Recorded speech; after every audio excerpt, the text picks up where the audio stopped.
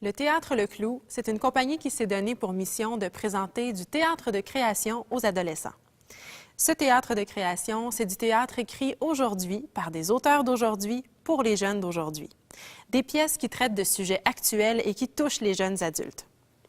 Tous les spectacles du Clou comportent une importante étape de travail avec les adolescents.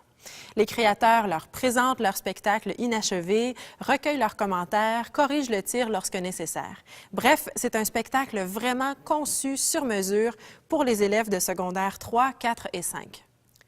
Et je dirais aussi pour les enseignants, parce que le matériel pédagogique est vraiment complet, pistes de réflexion, cahiers pédagogiques et extraits du spectacle sont disponibles pour vous. Avec Appel entrant illimité, le Clou plonge franchement dans l'univers absurde. On retrouve 3 colocs bizarroïdes et ils nous sont présentés comme des personnages complètement éclatés et colorés. Comme vous pouvez voir, mes colocs sont profondément mésadaptés et je les adore. Je vous présente tout d'abord Louis. Guerre, meurtre, corruption.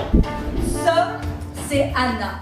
Elle est bel et bien déguisée en un animal que je suis pas en mesure d'identifier. J'essaie d'entrer dans une boîte. La vie me fait profondément quelque chose.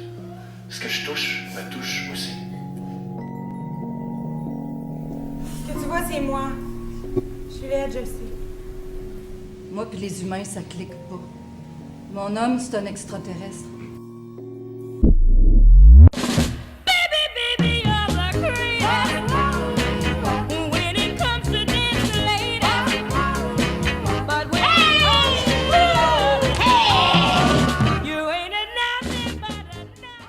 On l'a dit, c'est de l'absurde.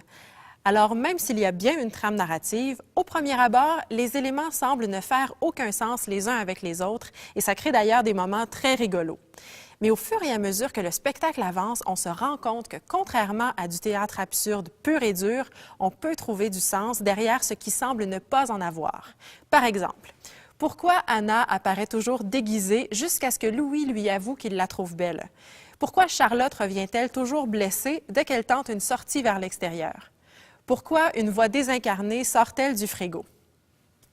L'absurde, c'est une forme qui convient parfaitement au public des 14-17 ans. On s'en rend compte avec le succès que connaissent les reprises de La Petite Vie et tous les humoristes qui donnent dans ce genre. Pour vous, enseignants, ce spectacle est donc une excellente occasion d'explorer l'absurde en littérature, en humour, en art, au théâtre.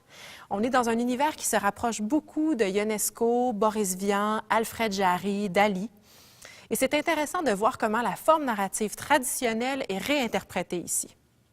De façon générale, c'est aussi un spectacle qui questionne notre vision du monde, qui parle du désir de trouver sa place dans une société de plus en plus complexe. Bref, des réflexions qui touchent probablement vos élèves. Je crois que c'est aussi un spectacle qui plaira à vos élèves tout en s'insérant dans votre corpus pédagogique. Bon spectacle!